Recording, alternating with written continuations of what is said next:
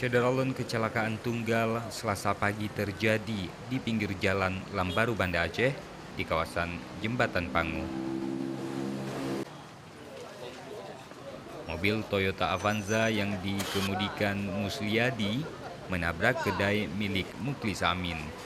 Selain merusak besi pembatas kedai, satu sepeda motor yang terparkir juga mengalami rusak ringan. Kepada polisi dan warga, Musliadi mengaku tak bisa mengendalikan laju mobil hingga akhirnya menabrak gundukan tanah di pinggir jalan dan berakhir di teras kedai warga. Kecelakaan ini Syederalun tak sampai menimbulkan korban jiwa.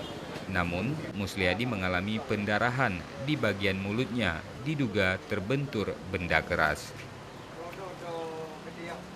Dari Banda Aceh, Reza Munawir, Serambion TV.